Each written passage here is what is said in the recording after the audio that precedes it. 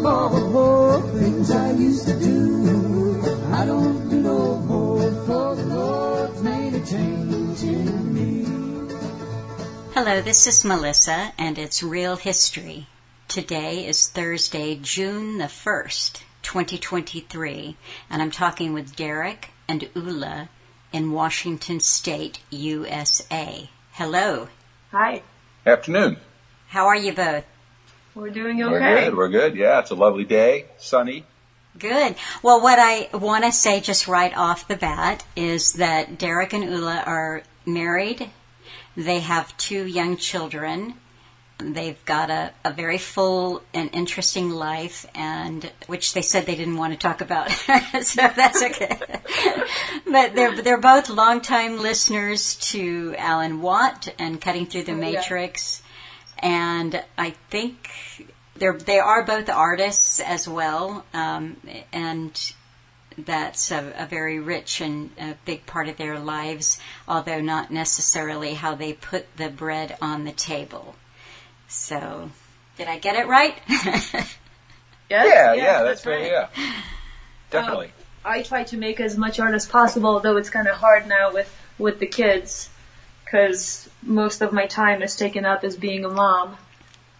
But yeah, and I went to art school and worked as an artist for a long time, like graphic design and stuff, as well as fine art. But it's always been all the way back. There's that classic thing of when you're a little kid, everybody's an artist to a certain age, and then a bunch of people stop doing it. It's sort of that never happened to me. I just sort of kept going, and I don't remember not making stuff. So that's always happening, no matter what else is happening too. So yeah. Well, Darick, I'll have to get something, even if it's just a little line drawing that I can put on the refrigerator, because right now, as I'm talking, I'm sitting here looking directly at a painting by Ulla. And it's very nice. It's featured. Yeah. Well, that's always been interesting for us both too. I think as both being artists, but she has a very singular, usually works in a very singular medium, oil painting. And out of all the different kinds of media, I do a lot of different stuff, and along the way, I've done a lot of different stuff, including theater things and audio and music and collage and all these different things. But the thing that I never really did, although was trained to do, but never got the knack for, was oil painting. So it's like together we have all these different. She also does other things besides that, but mostly is a painter. Mm-hmm. And there's a certain level of artistry associated with being a painter that's a special thing, which is fascinating for me because I can also enjoy seeing it as someone who's looking at art. Well, people usually think it's harder to do, too. They put value on handmade things as opposed to computer-made things, I think. Mm-hmm. Or drawing or watercolors are easier to people. And as an artist, I'm like, yes, they are. Yeah. I agree. Oil painting is so time-consuming, and up until digital photography was the same thing. It was like so much intensive. You had to have the knack for it, but it was also so much material commitment to it that I always avoided that much material commitment to the work. So that's fun. That's fun. But yeah. Well, I think that we will mention too and use some of the elements of Ulla's podcast in this talk too. And it is a different format certainly than what I'm doing. As far as I know, Ulla, I've listened to a few of them, and you don't speak. You have other elements. You've certainly liberally used Alan Watt's voice. You use music. They're very, I don't know the word, they evoke a whole state of mind, I guess you could say.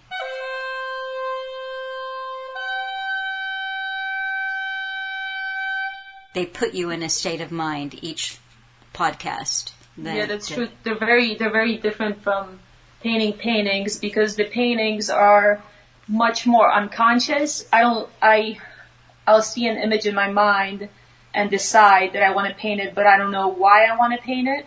Whereas the podcasts are very conscious. I mean, there's elements. I'll think of a song and think, oh, this song goes well in this, in this fragment. And then later discover why that song worked, but I'll be very aware. It's more like narration. It's more like telling a story.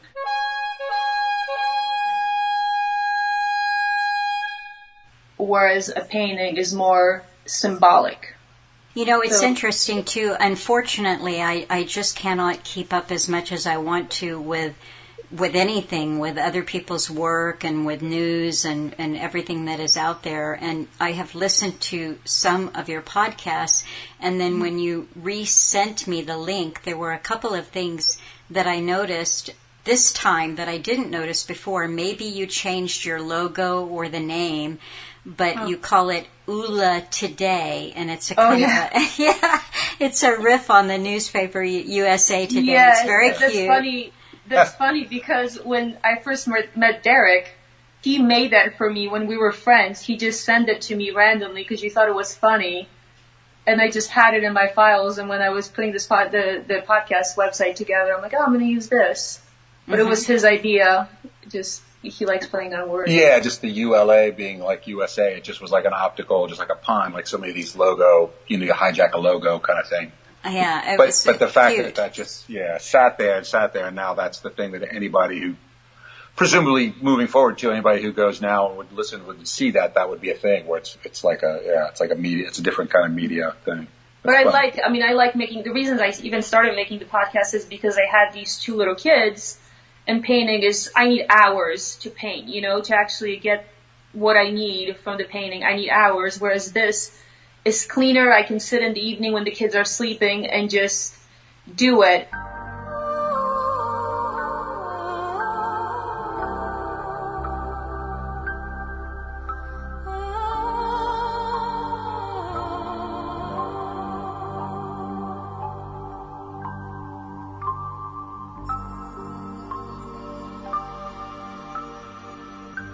And I like, everyone loves music. Most people love music, So I like sneaking ideas that I think are important by using music. Because people are more willing to listen to it because it has a song that they enjoy. I know you're out there somewhere. I know I'll find you somehow, and somehow I'll return again to you.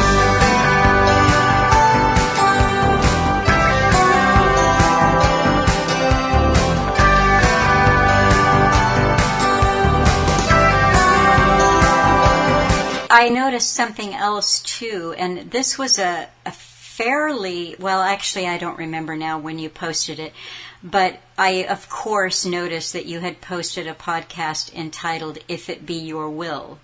Yes. And I had not seen that until just a couple of days ago, but I mentioned in a talk that I recorded 2 or 3 months ago that after Alan passed away, I couldn't hear, I couldn't bear to have any music. I mean, it actually took me almost 2 years to be able to hear his guitar playing without just coming apart.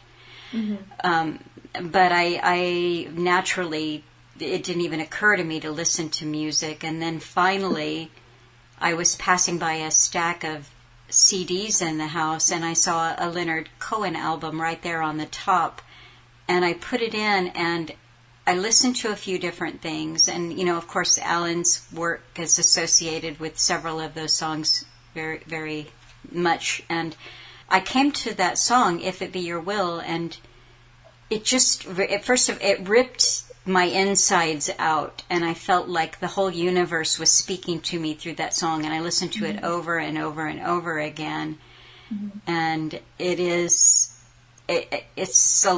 works on a whole lot of levels, but I think to just summarize it really quickly, it seems to be saying that there's a ragtag little group of people who are conscious that they are on a spiritual journey, and it's quite lonely, and it is refreshing when we connect, even if it's just on the phone or in this podcast or emails with one another, and we know that we're not alone out here. So I'll have to feature some snippets of that and link to it because you did a good job. You've got some Alan clips in that one. You've got a little bit of the Leonard Cohen in there. And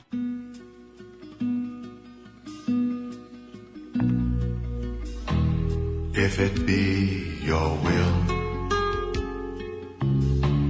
that I speak no more, and my voice be still as it was before, I will speak no more.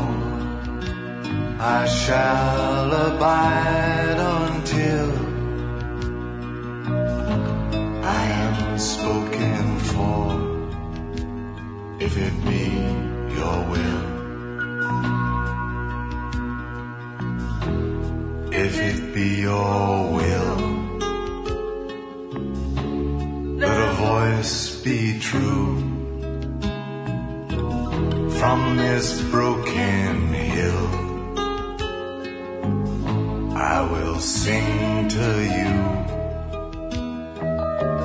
From this broken hill, all your praises they shall ring. If it be your will to let me sing.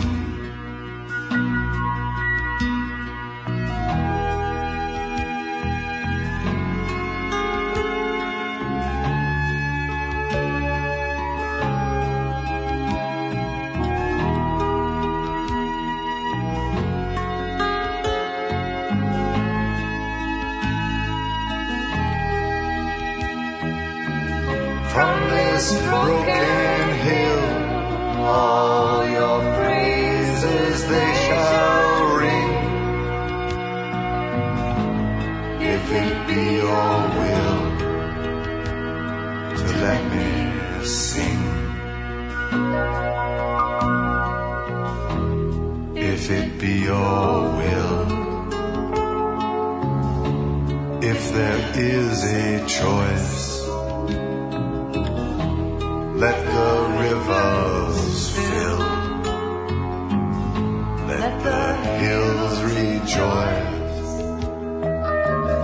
let your mercies fill on all these burning hearts in hell. If it be your will to make us well,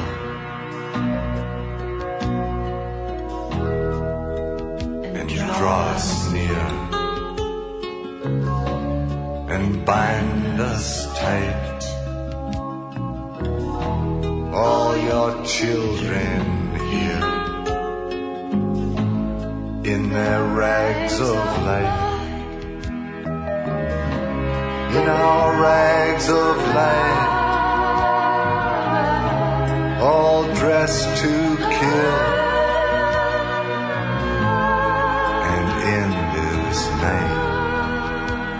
If it be your will,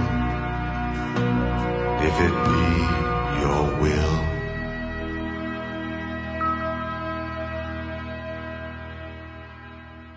Yeah, I think that whole podcast is about that, exactly that individual journey, and that how that journey is a grace, because it doesn't happen to everyone for some reason.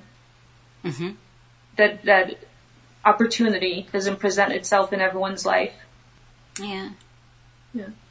It's on. Alan might have a different response or retort to that depending on the day of the week that you started to talk about that. But sometimes he would say, to me, everyone, without exception, has the opportunity or many opportunities in their lifetime to know. In other words, the grace. Oh, really?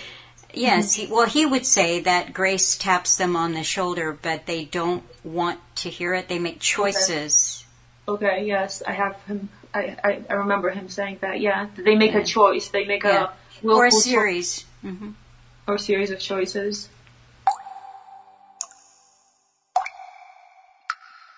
The structure and physiology of the brain furnish no explanation of the psychic process. The psyche has a particular nature, peculiar nature, which cannot be reduced to anything else. Like physiology, it represents a relatively self-contained field of experience to which we must attribute a quite special importance because it holds within itself one of the two indispensable conditions for existence as such, namely the phenomena of consciousness. Without consciousness, there would, practically speaking, be no world, for the world exists as such only insofar as it is consciously reflected and consciously expressed by a psyche. Consciousness is a precondition of being. Thus the psyche is endowed with the dignity of a cosmic principle, which philosophically and in fact gives it a position co-equal with the principle of physical being.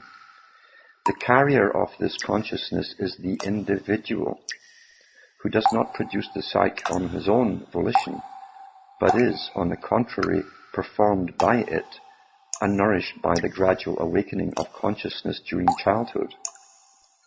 If the psyche must be granted an overriding empirical importance, so also must the individual, who is the only immediate manifestation of the psyche.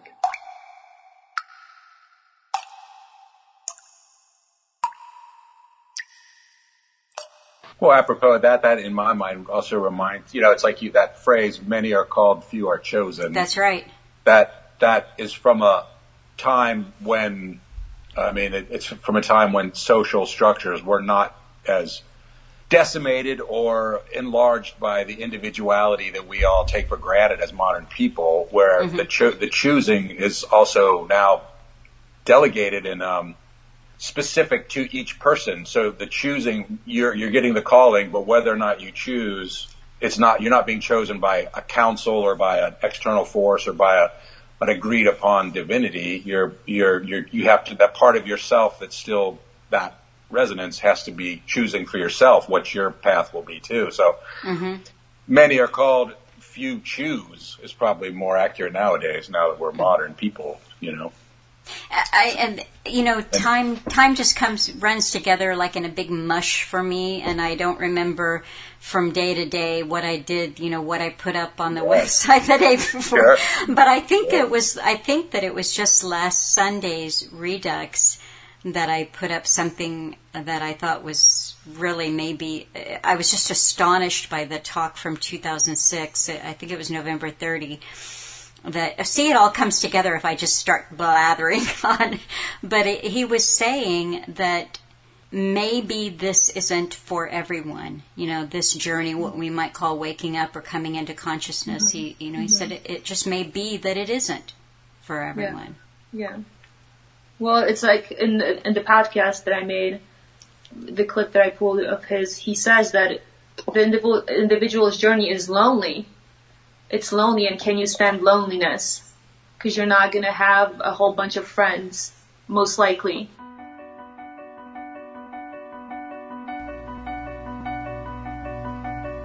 To be an individual will take some sacrifice.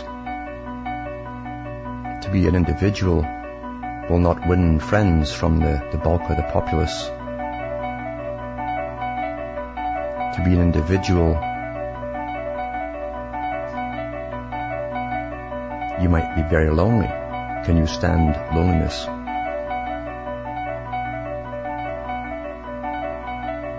What's the other side of it? See, a person who really should be an individual and knows it themselves will often marry and do all the things and live miserably ever after.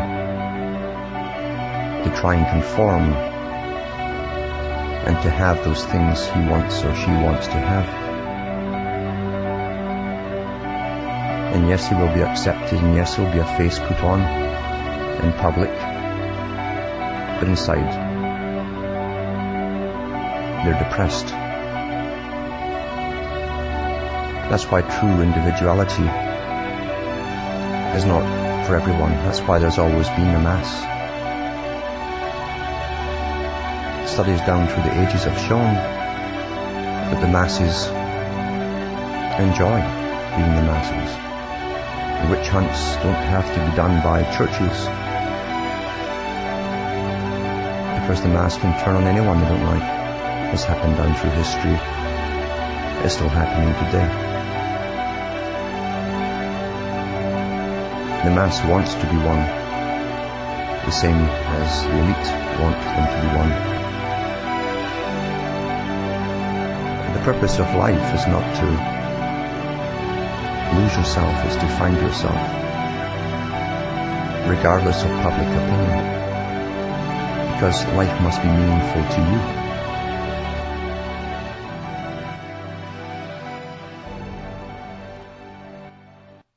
And also, germane to this, another thing that it makes me think about is the when like early on when we get to know each other and discover what you feel this fellowship or this fellow traveler vibe where you're like, oh, someone else also sees something that's going on the same way I do, based on we have a common point of reference, and Alan was one of them. It's like the things that are coming to light, if one believes this, which I think we all do, is that there's a visibility that's increasing, and it's exponentializing because of the internet, that individuals can see that there is, no matter what level you're going to look at something, or no matter what your orientation of your belief system is, even if it's just consumerism, there's an exoteric and an esoteric meaning. So when something's on, a commercial comes on and says, hey, this is great,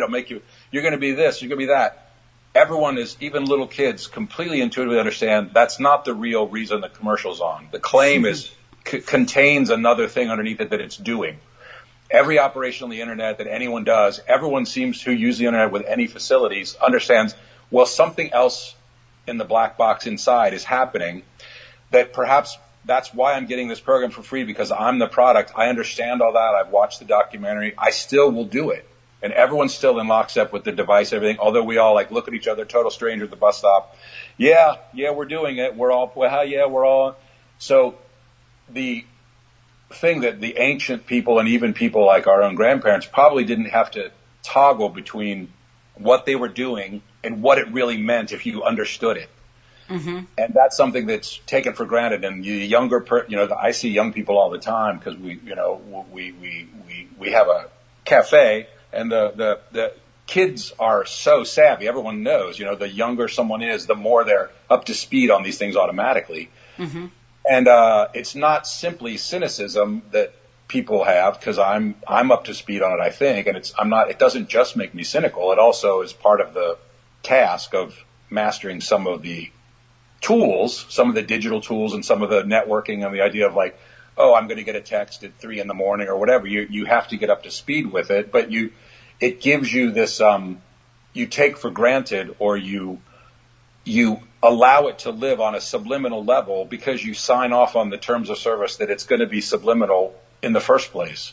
And this is something I don't think our grandparents' generation, they didn't experience the newspapers unless they were intelligentsia of some kind. They weren't that cynical about everything, or that suspicious that there's a layer underneath the manifest layer that is in the psychological terms, that's the latent layer of what it really is. And so when you say that's how the world works, and in case of listening to Alan Watt, he's saying this is how the world works all back through history, through recorded history. And that's a very interesting and provocative starting point to start to look out your window with, And so we both share that. And so it's very valuable. And it's the stuff of being an artist, because you're always toggling between the self and the other, or the real and the manufactured or created, or the organic and the thing that's that's really a bowl of fruit. No, that's a painting of a bowl of fruit. It just looks like a bowl of fruit. You're always already dealing with all of that surrealism of life, I think too, in a way, you're talking about what you might call the natural state of humans, when you don't see, because is the introducing of something that isn't really natural into our environment, whether the example that Alan would have made, the first television in a small town, and people quit going to a park. there is that element of trying to make peace or have a relationship with a piece of technology that you may not be able to navigate the modern world without. So you have to make a kind of a peace with it. Yeah. But you said something else about your grandparents and the lack of interaction that they might have with it, like a newspaper or a television piece. Do they need to be cynical or suspicious of it? And I remember, we're all, well, Ula, still you're an American. I think of you as American because you were born here. I was born in Poland. Were you born in Poland? Okay, I thought you were born here. Yeah, okay. So you may have more of a natural wariness than Darick and I have.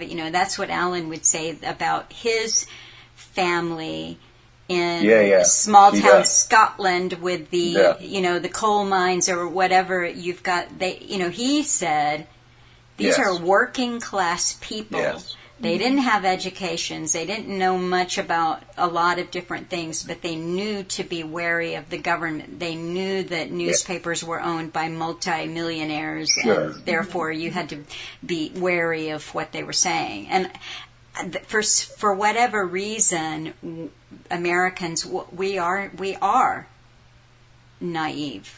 Right, and we're cut off from history by design. Mm-hmm. But if you take the long view of this ancient scholarship of actually studying ancient things and mysteries and things, you inevitably reach that question of like language itself. Is language a controlling technology, or agriculture? There's people now that attribute some, maybe some material or some kind of economic view that agriculture itself starts to have surplus, and that starts to be where all the bad social devil gets into society, is when people aren't just subsistence level hunters and gatherers. That's when you have the beginning of recorded history, but that's where it all goes south, right? Yeah, right at the beginning.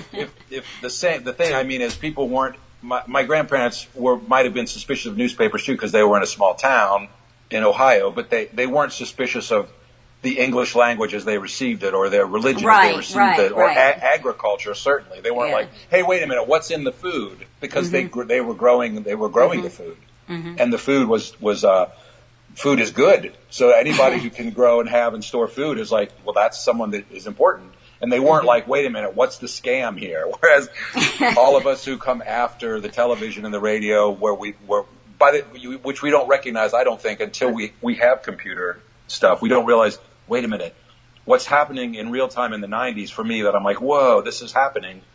That gave me the direct lived experience to go, oh, that's how far separated I am from people from before, because I grew up watching television as my primary reality. Mm-hmm. And as much as I was in college and stuff, critical of television culture and aware that television was a socio-political, for all intents and purposes, a social engineering communication device. It wasn't vivid until I had something to compare it to that was even more new and different.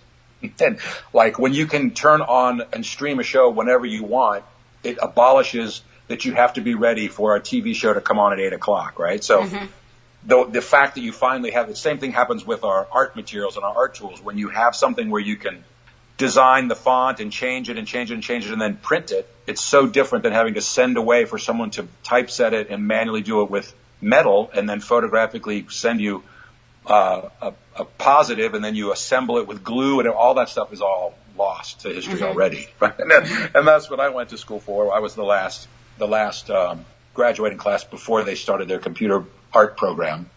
So right there in the trough, But that's something that's a uniform thing throughout my life, is being in these little margins and these little troughs, or in between these disciplines that permit the perception that like what's happening in each one of them that's important. And that's something that, living in this kind of world, it does sharpen your awareness if you live it, even appreciating art and appreciating the human. If you appreciate the humanities and and you appreciate what's natural in the natural state or something real, all of the artificialness of the world is only going to make it stand out in bold relief, I think. And that's where we kind of are. How did the two of you meet? You told me, but I actually don't remember. We worked across from each other. Yeah. I worked across the street from a cafe she worked at. Okay. Why do you ask? Which is well, yeah. Because I remember that there's a couple of things, so I'll backtrack, but what I ask because I remember that you told me when you met, it was this amazement that you had, that you were both aware of so much of what was going on. You had done all this research, and that's so rare. Yeah. It is rare. Yeah. Well, that's why we were amazed, because it's rare to find a person who knows as much or more than you do when it comes to what's going on in the world. Yeah. And the other crucial thing, before we knew that we each knew who Alan Watt was, we somehow earlier than that knew who Carl Jung was through the and that was he's not as famous as of a voice as he is. He's also not. It's not something that people are referring to and citing as a way of like organizing how you're experiencing things. Mm-hmm. Certainly, people don't. Most people that I meet still don't less and less so think that dreams, when you're asleep, the dreams have any meaning. They don't even, the idea that like, oh, that dream has an encoded, again, an esoteric thing. You have to crack the code and figure out what your own mind is telling you while you're sleeping, and that's something meaningful in your life. Nobody's got time for that apparently now. But it's like one of our central tenets is individual people that's true. And so to be like, oh, you think that too? So that was not another. Not that every dream is revelatory. No. But because some of but that you have to that it's a source of that we do have big dreams. Yeah. And I experienced big dreams that tell you something about yourself that you're not aware of. You're not conscious. You're really not conscious of it. Mm-hmm. The whole theory of an un or subconscious presupposes that there's your working conscious level and then underneath it is another even more real level of like what really matters. And that to be a whole self, you have to assimilate the stuff that you're not aware of, that your ego is not aware of. The interesting thing also since then is the feeling that because the world is so crazy and that everything is so virtual and so synthetic, including food and drink and water, and everything is so unbelievably manufactured, and everything is so contrived that eventually you say, well, it's like a glove being turned inside out. You're like, the world is becoming more and more like a dream, mm-hmm. where maybe it always has been, but it's more like, well, the way to function in the waking world is to realize that it is not rational, it's not logical, it's not linear. Certainly, it's not. The computer abolishes linearity, and so does the airplane. Like everything is not linear per se. So all of the tools that you develop to work on your art turn into being things that are valuable because they are tools that everybody has to just interrogate how to be. And so that's kind of the upshot of the crazy times we're living in. I think that the world is very rational. I think that people who are not aware of what's going on think that it's crazy and it's irrational and doesn't make sense, and they don't know how to, know, people are out of control, they don't know what they're doing, people in positions of power but then lost their mind, blah, blah. But actually, it's very planned, very thought out for hundreds of years or thousands of years. But people feel lost. The average person who doesn't know what's going on, they just feel, they feel they're in a panic because things are collapsing around them. They feel like it's a dream. But when you take that to heart, and that seems to be chiming with your experience that intuition is true, then you go to the voices like a Carl Jung or an Alan Watt or someone who's has an innate and a sculpted expertise in trafficking and all those things, and those voices always are telling me are like, even if it's true that it's rational or that it's being deliberately engineered invisibly to who we're usually talking about, regular people like us, then you have to say at that really rare level, well, why? And that still puts you right back into you have to decode the motives of, if let's say you're a card carrying the mainstream people would consider. Even your neighbor would be like, oh, that's conspiracy theory. If you're that far out that you believe that some of these things are actually, that there's a there, it still points you in the direction of saying, if that's true, how did it get like this and what does that mean? Which puts you back in the same state where mastering the amount of information that you've received is never enough. You have to go find secret, hidden information. You have to see behind the corner, around the corner, but not beneath the floorboards. You have to go find out the thing that has been hidden from you. All of that puts you in the state of mind of the person who has to detect or decode or interpret, or the sort of witchy state of like, I have to read the tea leaves, and that again is not something you can prosecute and achieve simply by rationality, because all of the places where humans, it seems to me, are at the edge of themselves, interrogating the world, whether it's an artist or a scientist or a teacher or a musician, you have to fully integrate your non-rational, the other aspects of yourselves that are not your ego, because everyone now in this counterfeit world thinks that the ego is the rational, total person. They think that who you are when you're awake, when you're talking, when you claim, I'm this person, this is my social security number, that's who you are. And that's just a sliver of each person, of who they are, I think. So it takes these wise people to be like, hey, there's way more, it takes a fairy tale to remind you this little thing that you not looking at, this little frog under this bridge, actually has the key to the whole story. And you're like, oh, it's the frog under the bridge, is it? What you're talking about is part of the creative process. It's part of intuition. It's also, you're skirting the mouth of madness. Mm-hmm.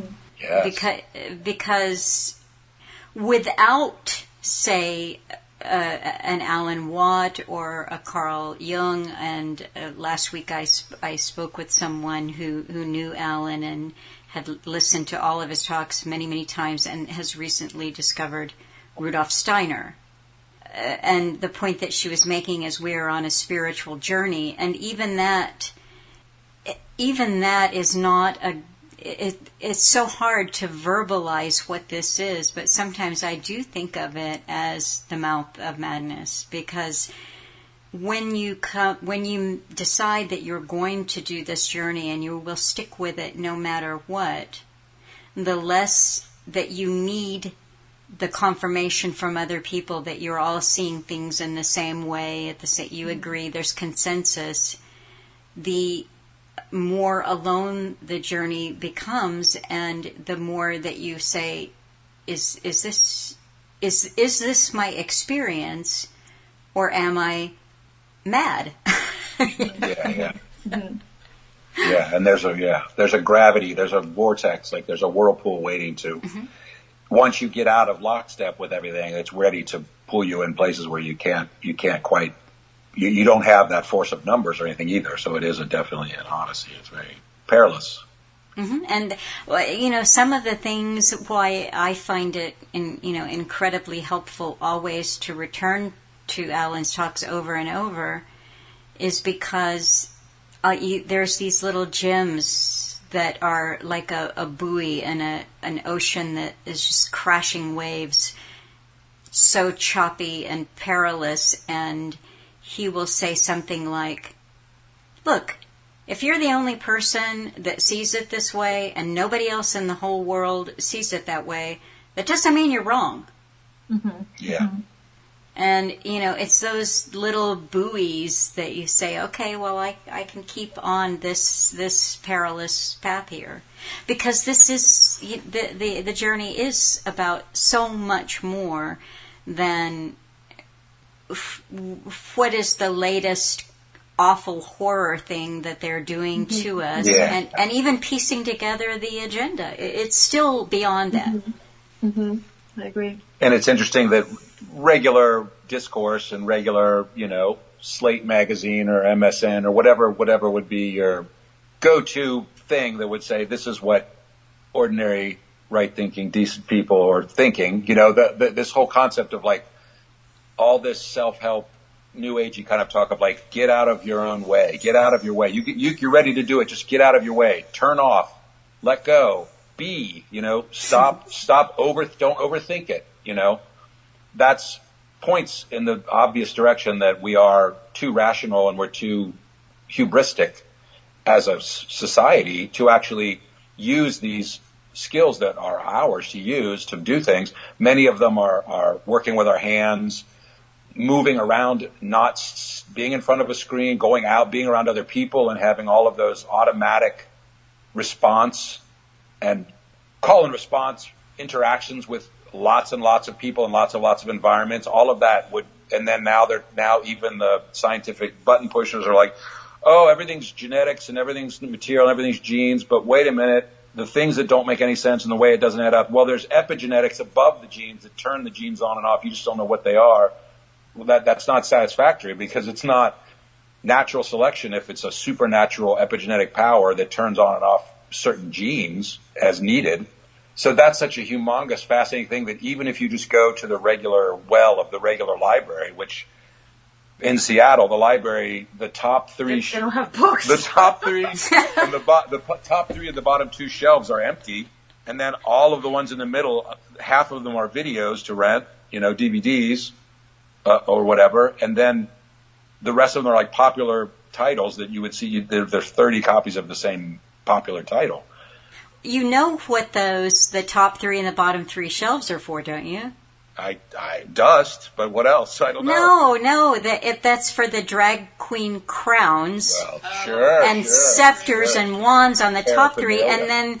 and then their pointy magic shoes get stored on the bottom three shelves, so they can do their shows. It's all handy. And then the kids are going to make something out of a pipe cleaner, and they have to stand that up and be excited because some visiting school has made some little objects to consider. Public art is everywhere, and all these construction sites, they put up temporary public art of some Seattle had a piece of public art. It literally was sculpture garbage bags. Mm-hmm. There were sculpted garbage bags. That you mean the ones that were cast? Yeah, they were cast. Yeah. They're laying bags. Sculptures of garbage bags. Yeah, that was one of the public art display. Yeah, and there's other things where there's I see all over, because I'm visual and I'm tracking it. I see tags by graffiti artists, and they're everywhere. So you're you just mentally calculate well, how much graffiti, what's the cost, what's the total cost of that? And then down at the waterfront, they have a special curated digital art temporary exhibit around a construction site that's a city thing where they've curated certain graffiti artists and other artists to put up artworks. So it's a digital print of a piece of a graffiti, which otherwise is on some other public utility space that's actually bringing the value down and making work for somebody to clean up. And this person gets the grant money, while someone who actually might be, let's say, a painter or an illustrator or do some other handcraft or a weaver doesn't get that real estate to hang their art, So that's again another sign of the times. I would think that you would have to logically say, wait a minute, how that's changed so much even in 10 years.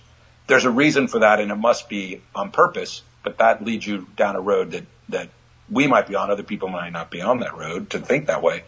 But once you start thinking that way at all, you're right back where you started, which is where are we? Where are we going? Where did we come from? What's happening? What does it mean? How do I do it? How do other people do it? It's all the same. It's all the same experience, It's just how the qualitative aspect is what's different. So that's pretty interesting. Well, and where the journey will take you is, so you ask those questions, and then you go back a century, and then you see the ancestors of the same group, and then you go back and you see the ancestors, you see the brotherhoods, you see, and that was Alan's journey. You keep going back, and as he has said, you finally have to ask a question: what is in these people? Mm-hmm. You're talking about intergenerational plans that go so far back, and they are never derailed. And he said this isn't natural. You don't see, even in family lineages where, so they focus on the one son, if you're talking masonry or something like that, or just, the elite, like the landed gentry, only the eldest son was, entitled. So you say, okay, well, that's where they put everything on that one son or on that chosen. Yeah. And all of the rest but you still see all of the rest in some way tangentially involved down through time. Like if you look at the Darwins and the Wedgwoods and their fascination with breeding, hybridization or whatever, you've got this going on. I was looking into some of the Rockefellers who are current, but we never hear about them because they're not up front, but they have interesting hobbies or things that they're involved in. It's always the same thing: sustainability. It's for the same agenda, and you do have to wonder, because the world is rich with possibility, and especially for those who have unlimited resources, but they still always go the same direction. And I think that was where Alan's thinking took him. He said, I would love to be logical about this, but you reach a point in your thinking when you have to open up your mind for something just a little beyond the black and white explanation of who they are and why they do what they do. What do they want ultimately, do you think? Ooh. I don't know if I don't know if it's a topic for this venue. What do I think they want? Mm-hmm. Is it just ultimate control? No, I think it's beyond ultimate control. I think that it is anti-human. If it was just control, then they would. Yeah, they could just they'd keep have us. it. Yeah. Yeah, they have. Yeah, it's like. But I mean, they're going to turn us into we're not going to be human if they have their ultimate control. But they're going to change what human means. But is that control, Ulla, or is that our ultimate demise? Well, yeah. And you don't have there's a failsafe for control as long as you have this other part of a person where they can have a life-altering eureka moment dream that comes from them from beyond, from the god or gods, that they say, well, we have to take that, this thing that's often referenced by conspiracy people who think that fluoride is to harm the pineal gland, and the pineal gland is actually a gland connecting you to energetic information systems Yes. So the idea that they've figured out that that's true, so that whatever the conspiracy theory is, that the pineal gland has magic in it, is something regular people are like, it's just a thing in your brain, it's a useless thing in your head, and you don't need it. It's like the appendix. And then those are the same people that have been conditioned because they didn't ask or vote for it, and they just put fluoride in their water, and that's just how they've always been. So it's good enough for me because it's good enough for my grandparents. They had fluoride. What we're facing is the same question of like, well, if you're scientific and you say, what is fluoride and what is a pineal gland and what do they do, you're thinking for yourself, and that's the part they can't control. Mm-hmm. And so it's quite possible that total control is not enough. Like in 1984, it's not enough that the part that you surrender to the party completely. They want you to be miserable because they want you to if you retain yourself, they still don't have everything. There's just a song lyric where, a character is saying to the singer, I don't want the world, I just want your half. It's so pointed of an image of like the not being content with any possible failsafe to the system of domination you hatch as someone who's that remote from lived life, because you are the scion of some like ancestral lineage of people that have been so disconnected from lived life that you're like, well, I don't do anything. I don't make anything. I'm not an oil baron. I'm just the great-great-grandson of an oil baron. But for me to have my place in the world, I need to get there to be zero chance that this can be taken away from me. When I was driving once, I saw this painted on a bridge. I don't want the world. I don't want your house. That's that devil's bargain that never pans out. It's always a calamity, eventually. So that also is good news, despite how weird things are for everybody, that it never works, that control never can quite suppress. But it can for the duration. I mean, it can for the duration of some people's lives. Oh, sure, that's yeah. And they could ruin the earth easily. Yeah. And it might be the third time they've done it, but still. See, I mean, I jumped back there on my figurative feet when you said, what is this goal? Where are they going? Because you could just talk about this for hours and hours and hours, but it is, for me, it is simple to say, like Alan might say, this is the middle plane. This is something that I've thought about these things since I was a really small child. Where do we come from? The feelings that you have when you're a child, that you're connected to something really huge. Mm-hmm. I remember those feelings. But Alan would say this is the middle plane.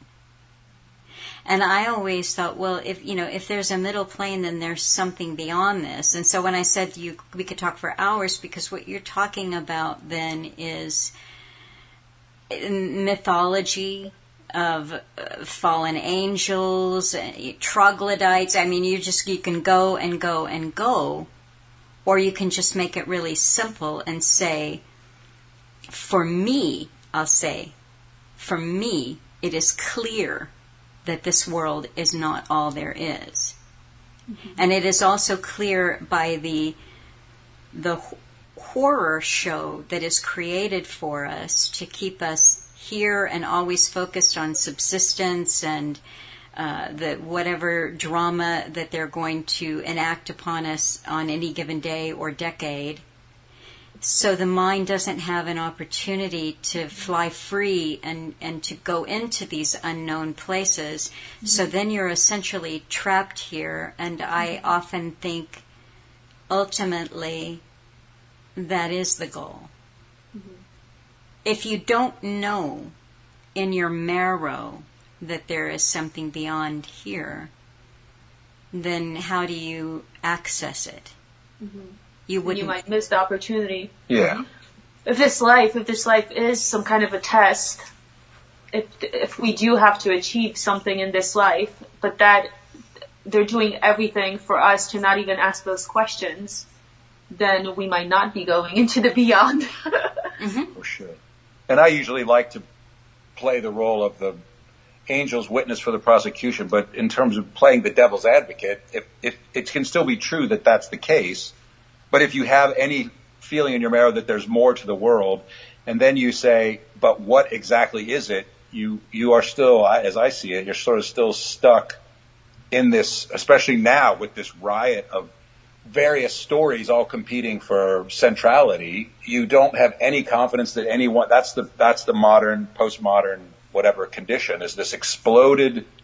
We're dehistoricized because everything is bankrupted. No one has any faith in any one thing enough to say that's the story, that's the narrative, of this world or of any world beyond. And so, but the idea would be if the world beyond is there, is it like flipping a coin, or is it up to you to work to get to the world beyond, or is it already written and it's already timeless that the world beyond is already waiting for you, as the religions tell us that it is, that if you live properly, even if you suffer unto the worst possible suffering, you still have a place where you want to end up, which is where you belong, which is in the afterlife, or in some sort of heaven of some kind, and there's no answer, obviously, but that's the conditions of life, that we're in this weird liminal situation where even though people believe things so devoutly that they'll fight for them and kill for them,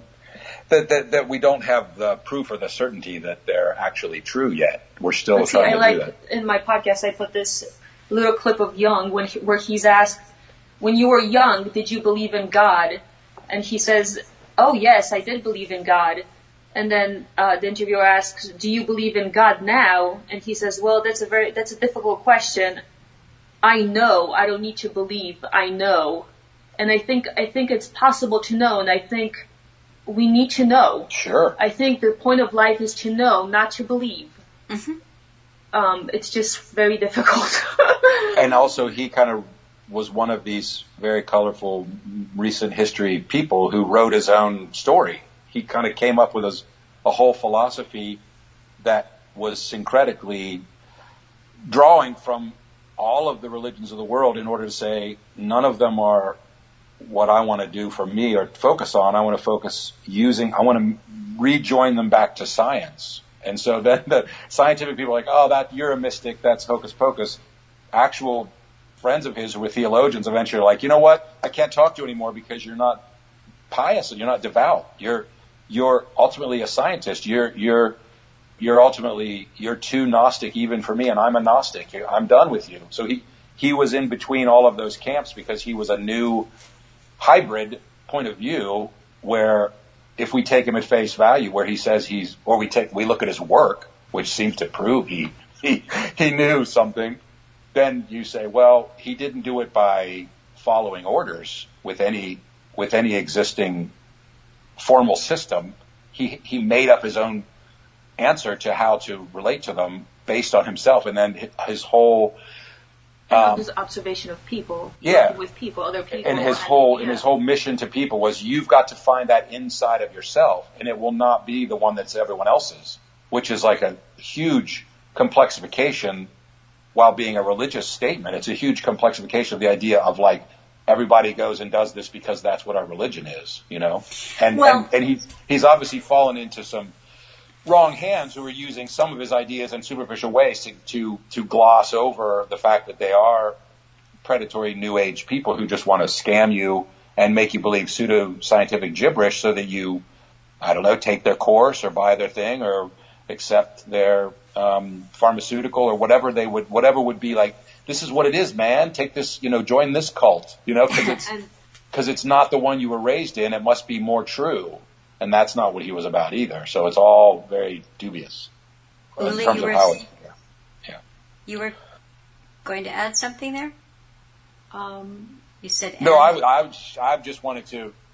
I mean that always leaps out of me in even listening again and again now to Alan, because it's not equivocation. I don't experience it as equivocation, but he will refer to mythological narratives or artworks or songs. Like his awareness of, his being a musician and finding out that he was even more devoted to music than I was aware of as a listener to his talks, and that was part of his career earlier and everything.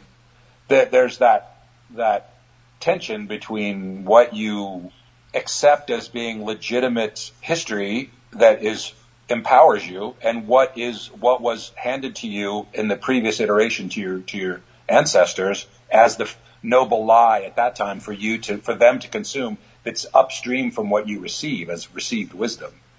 Like the Bible, you receive it as received wisdom. A lot of people are like, hey man, I'm not going to fall for this. This is a joke. And they become anti-biblical people because they are in this dialectic thing of opposing it. But then they're throwing all the wisdom out of all of it and all of the information in it out, and then they're stranded without history. Mm-hmm. And now we're in a phase where people are doing that with the inclined plane and with chemistry. They're like, we don't want this because it's all part of the empire, man. We want to get rid of all this stuff. Down with rulers. Turn it off. Like they're literally and figuratively down with rulers. Break them in half. Don't, 2 + 2 doesn't have to equal 4. So this kind of unreason is also dangerously possibly being fed to us as the current thing in vogue in order to with an agricultural model, sometimes you plant, sometimes you reap, sometimes you just burn everything and let it stay ash for a few years so the soil is re-enriched.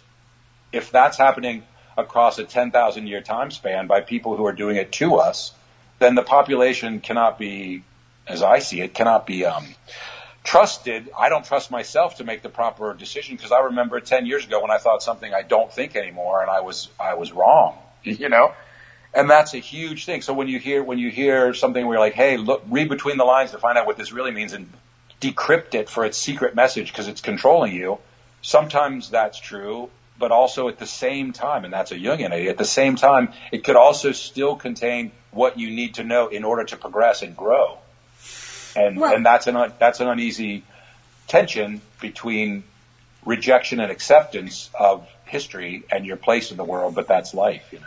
You're also talking about a dilemma, which is the dilemma of looking anywhere outside of your own experience and observations for wisdom, which isn't to say throw the baby out with the bathwater, because it's all there. But see, a difference, I mean, you and I, we've talked about Jung and things that I think and how he was used and so forth. So I never really got into Jung. On the other hand, the little bit that I've read, I can certainly understand why people find such incredible wisdom there. You see? Yes. But the danger with anything is when it becomes a school of thought or a religion, and this is what Alan knew too. And so what you're talking about is the razor's edge. Because if you were only going to go by your observations and your experience, then you will save yourself from many, many pitfalls as long as you can keep moving, as long as you don't just stop and park yourself on this one aha moment that you had. Yes. But the edge of the other side of that razor's edge is the insanity of saying that 2 + 2 does not equal 4. Well, of course. The other longer range proof of that same dilemma does obtain, as we now know firsthand, when you have children, because that instantly you're connected to the timeline of life in a much larger way in your awareness, because you have children that are like, well, they're just starting. And all of you're reliving your own development through watching them develop, which is fascinating and fun and adorable and challenging and all of those things. But at the same time, there's still some part of yourself that tracks, like everything, and Americans are obsessed with this currently, everything you say or do or choose for your children, if you're not careful, you might think that all of that is simply foisting something on a child rather than telling them what's true. Mm-hmm. And of course there'll be cultural and time bound and situational anomalies where something you would teach your child now is going to be different than something someone 200 years ago would teach their child in Asia. But that's circumstantial to where humans are living. It's not an intrinsic commentary on the fact that parents don't have any role in raising their children. That's right. And so when the kids ask anything, any question, you start to answer them, but you're like, oh, here I go. I'm part of the apparatus that's going to control their mind, right? And you stop pointing your finger at everyone else, and you feel the finger pointing at you, even if it's the future finger of your teenage kid who's going to be like, you told me that when I was a kid. And I So for me, I'm also part of my, like I talked about, not ever stopping making stuff when I was little like everyone else did at the same time. I have what I think is a pretty vivid memory of being a former child.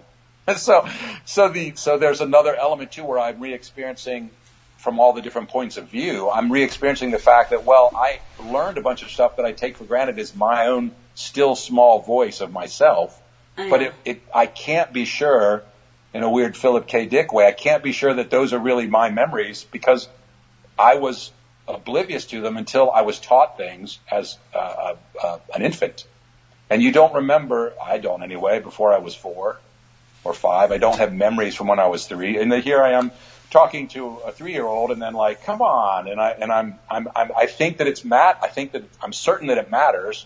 I'm certain that there'll be some reason down the line that it will have an effect. And yet I know as a former 3-year-old that the 3-year-old won't remember anyway, and therefore it might as well be a dream, you know?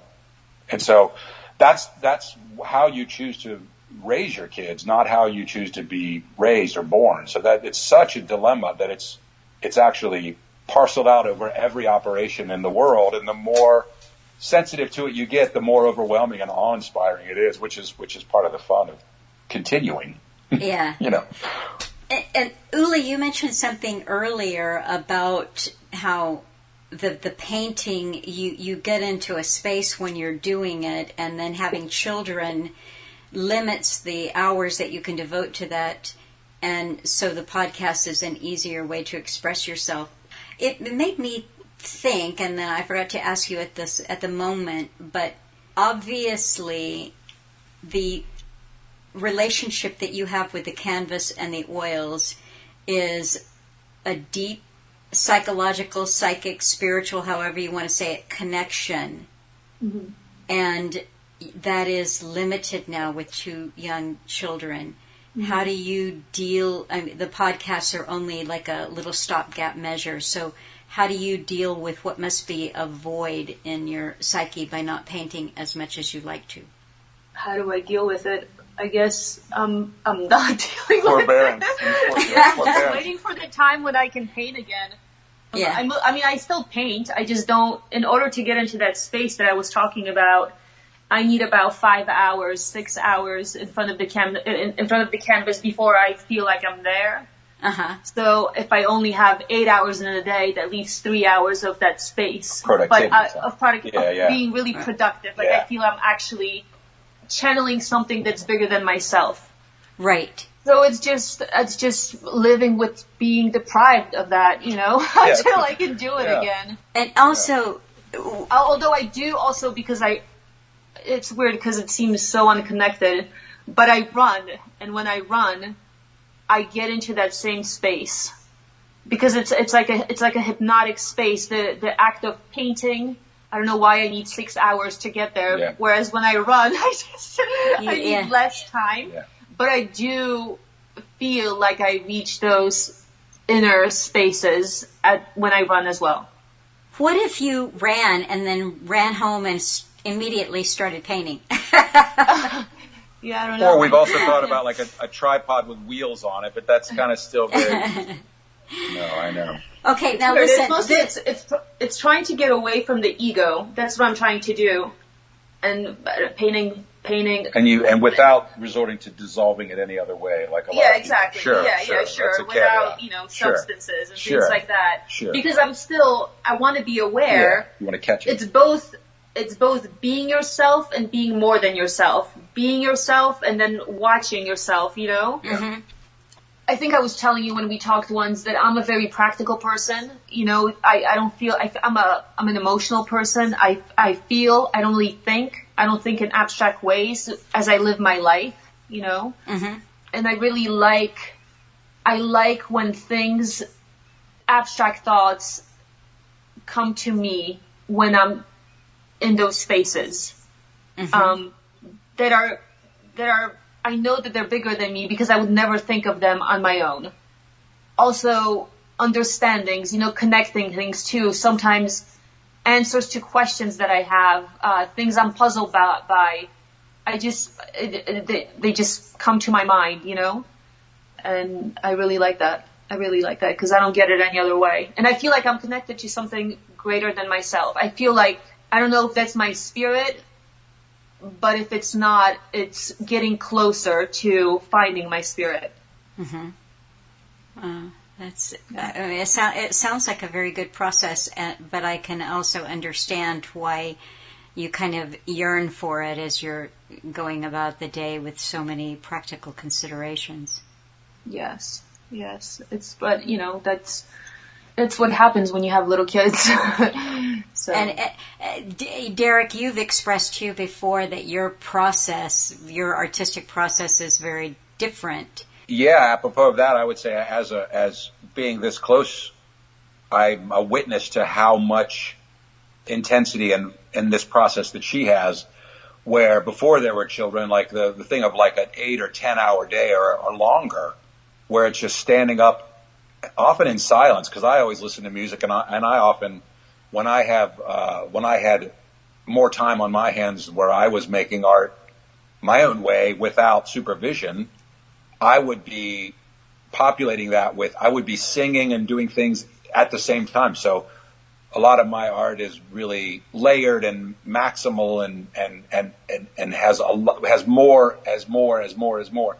Her focus on this other method is just a different route, but it's complementary route to some of the same unification of these dislocated or separated or maybe artificially fragmented parts of our way of being that the society, again, apropos of us saying that, there's no valuation in our current world for for dreams. Whereas if you see dreams as a primary place where you're getting material for your art, you instantly elevate the value of dreams as like, well, it's at least on the level of my commercial attempt to make art for people to look at, and it gives it what I would imagine is it's a better, it more properly locates how noble a dream is, whether it's a happy or sad or good or bad dream. But it's unifying the artist or the dreamer so that their waking and sleeping states are one person and you're fully alive, so. And also the dreams are where propaganda doesn't get in. Yes. It's like the one thing that we get from God, from the universe, that is completely just for us, Yes. like the government can't get in there and tell you what your dream, not yet at least, what your dream is going to be.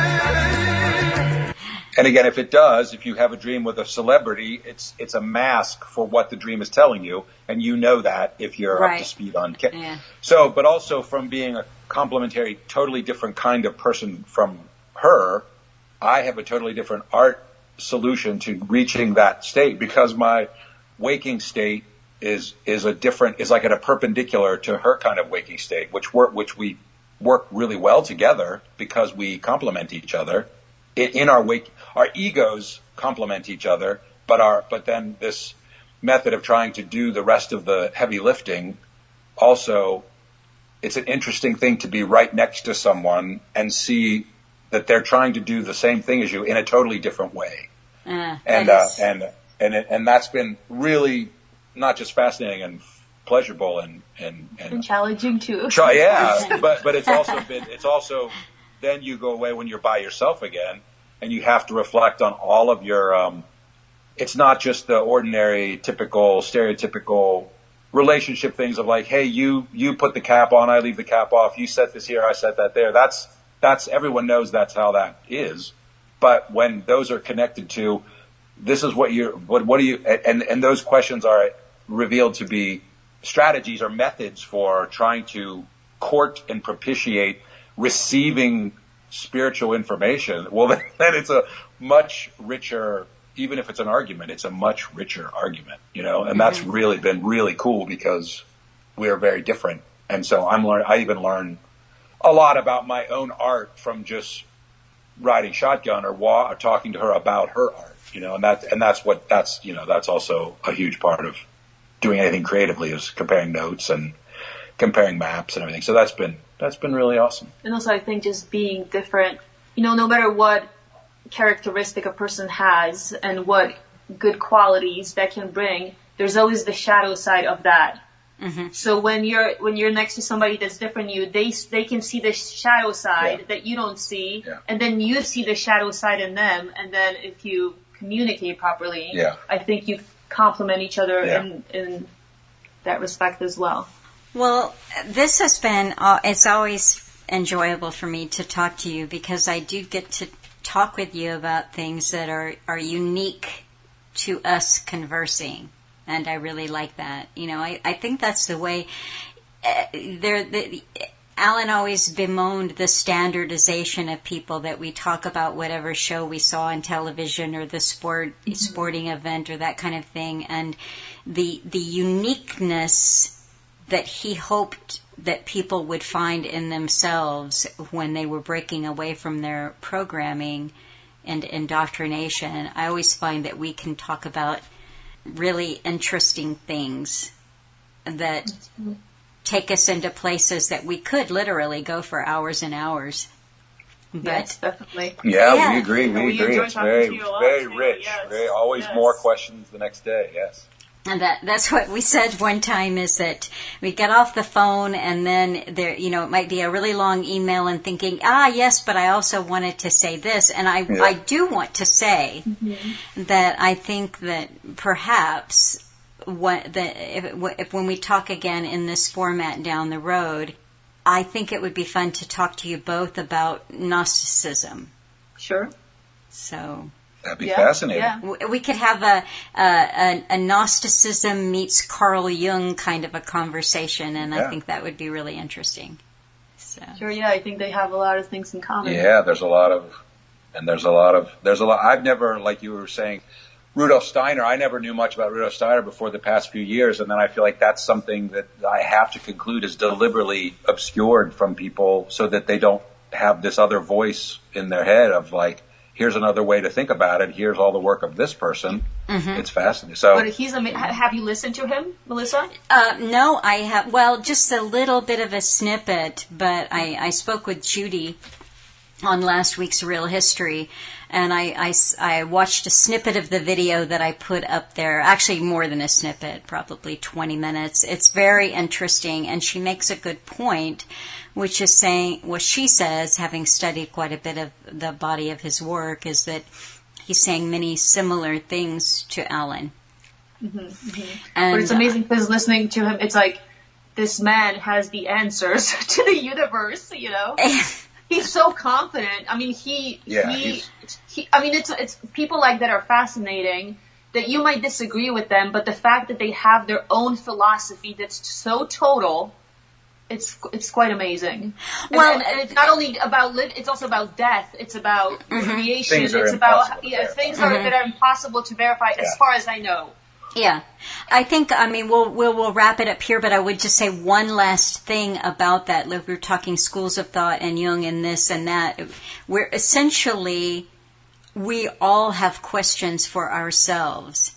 And I think for me, one of the beauties of Alan is he would say this and he would say that and he would say and say and say, but he never said this way. My way. Yeah. He never tried, and that was one thing for me that made him so unique, is that he was the antithesis of trying to make a school of thought or a religion or it's just you think for yourself, and ultimately there is an immeasurable power in thinking for yourself and saying, you know what, I'm on my own here, it's the razor's edge, it's the mouth of madness, but this is what I know, and that's good enough for me.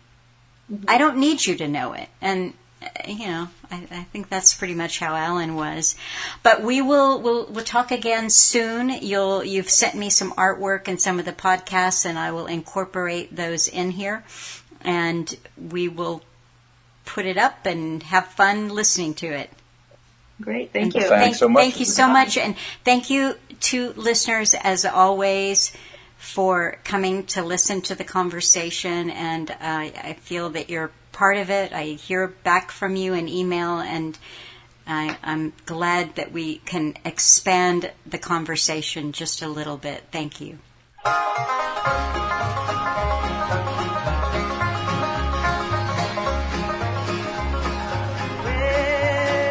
I've got something that the world didn't